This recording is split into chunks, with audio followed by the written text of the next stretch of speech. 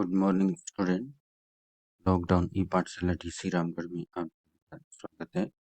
मैं Arjun Kumar, PGT physics from +2 high school Dimra. हमारा आज का टॉपिक है angle of contact, capillarity and ascent formula.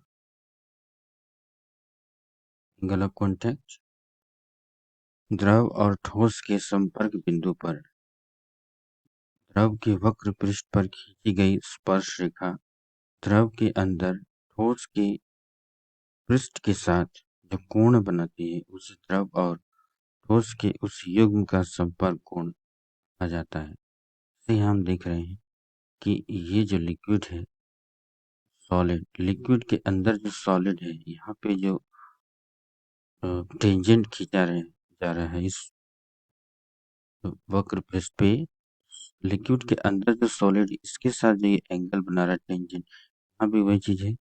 ये जो वक्र पृष्ठ पे जो ये टेंजेंट खींचे हैं, ये लिक्विड के अंदर जो सॉलिड है इसके साथ जो एंगल बना रहा है, इसी को हम एंगल ऑफ कॉन्टैक्ट कहते हैं। वैसा लिक्विड जो कंटेनर के वॉल को भिगो देता है, इस एग्जांपल में वहाँ पे एंगल ऑफ कॉन्टैक्ट का मान 90 डिग्री से कम होता है। जैसे पानी ग्लास के सरफेस को भिगो देती है, वैसा लिक्विड जो सॉलिड के सरफेस को, सॉलिड कंटेनर के सरफेस को नहीं भिगो पाता है, वैसे स्थिति में एंगल ऑफ कॉन्टैक्ट का मान 90 डिग्री से अधिक हो। कैपिलरिटी ट्यूब, कैपिलरिटी ट्यूब एक बहुत ही कम एवं एक समान त्रिज्या वाली खोखली नली होती है। यदि किसी कैपिलरी ट्यूब को पानी के अंदर बोया जाता है, यह पानी जो है कैपिलरी ट्यूब की आंतरिक दीवार को भिगोता है और इसके ऊपर राइज करता है, अर्थात पानी का लेवल उसमें बढ़ता है। अगर उसी कैपिलरी ट्यूब को पारा के अंदर डुबोया जाता है तो ट्यूब के अंदर पारा जो है वो डिप्रेस होता है। कैपिलरिटी, कैपिलरी ट्यूब के अंदर किसी द्रव की चढ़ने या उतरने की घटना को कैपिलरिटी कहते हैं। प्रैक्टिकल एप्लीकेशन ऑफ कैपिलरिटी, किसी भी दिया की बाती में कैपिलरी एक्शन की वजह से ही तेल जो है उसमें ऊपर की ओर बढ़ता है। पेड़ के पत्तियों तक पानी और रस जो है कैपिलरी एक्शन की वजह से ही वहां तक पहुंचता है। अगर किसी टॉवल की एक किनारे को भिगो दिया जाए और उसे लटका के रखा जाए तो कैपिलरी एक्शन की वजह से ही वो पूरा का पूरा टॉवल जो है वो भीग जाएगा। ब्लॉटिंग पेपर के द्वारा जो स्याही सूखा जाता है वो भी कैपिलरी एक्शन की वजह से ही होता है। बलुआही मिट्टी चिकनी मिट्टी के कंपेयर में ज़्यादा सूखा होता है, क्योंकि बलुआही मिट्टी में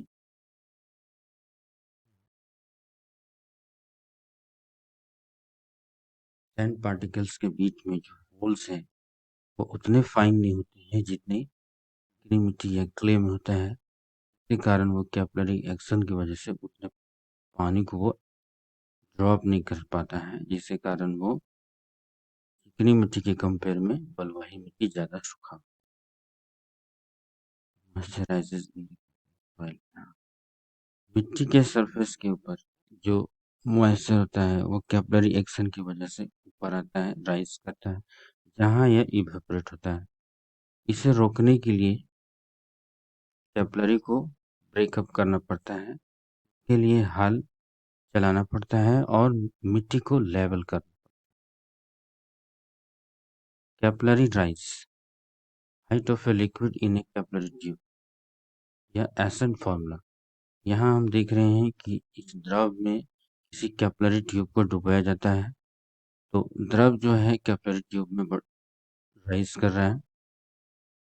ये हम देख रहे हैं कि द्रव जो है इस हाइट तक ये राइज कर रहा है, लेकिन यहाँ भी हमारा द्रव रहा है तो माना कि यहाँ से यहाँ तक एक सिलिंड्रिकल लेवल है जिसका हाइट r है, रेडियस r है, लेकिन ये यहाँ ही तक हमारा लिक्विड है, लेकिन ये खाली पोर्शन है, ये अर्धगोलाकार क्षेत्र जिसका रेडियस r है। इसमें जो लिक्विड है उसका वॉल्यूम होगा volume of cylinder of height h plus volume of cylinder of height ये r and radius r minus volume of hemisphere of radius r। यहाँ पे ये सरफेस टेंशन T है, ये अगेंस्ट में ये रिएक्शन फोर्स है जो सरफेस टेंशन को बैलेंस करेगा।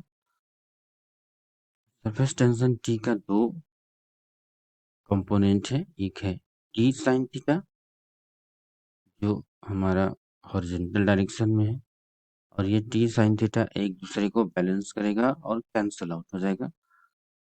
सरफेस टेंशन का ये वर्टिकल कंपोनेंट जो इसके वाल के अलोंग जो लग रहा है, ये देख रहे हैं इस पूरे लंबाई, यहाँ हम देख रहे हैं कि ये 2 पाई r लिंक पे T cos थीटा लग रहा है। तो जैसा हम जानते हैं surface tension equal to force per unit length, तो यहाँ जो फोर्स लगेगा T cos theta into length 2 pi. तो देख रहे हैं कि एक कैपिलरी ट्यूब है जिसका रेडियस r है, दोनों किनारे से ओपन है, जिसे द्रव में डुबोया जाता है जिसका सरफेस टेंशन T है। तो लिक्विड जो है उस कैपिलरी ट्यूब में h हाइट तक राइज करता है। सरफेस टेंशन का दो कंपोनेंट है, T cos theta act at every point of the meniscus in the upward direction and T sin theta at right angle to the length of the capillary tube, जो एक दूसरे को cancel कर देता है। Total vertical force acting on the capillary on the circular meniscus is F equal to T cos theta into 2 pi r.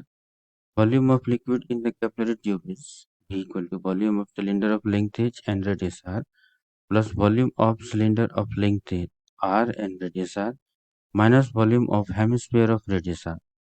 This will be equal to pi r square h plus pi r square into r minus 1 by 2 into 4 by 3 pi r cube.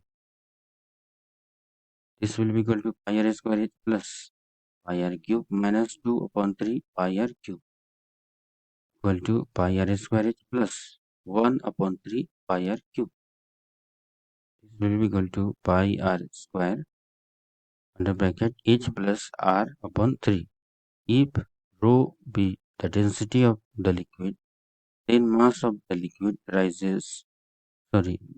liquid rests in the capillary tube is m equal to v into rho, where v is the volume, equal to pi r square h plus r upon 3 rho. Weight of the liquid rests in the capillary tube is w equal to mg equal to pi r square h plus r by 3 rho g. In equilibrium, this w equal to mg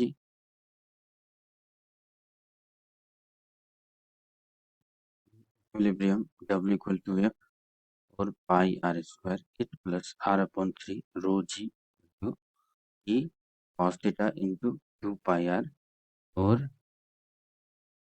h plus r upon 3 equal to 2 t cos theta बटा r rho g t cos theta।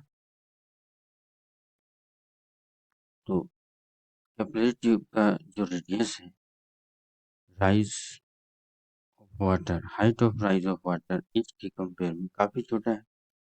इसका मतलब कि r/3 जो है H के compare में r/3 को हम नेग्लेक्ट कर सकते हैं।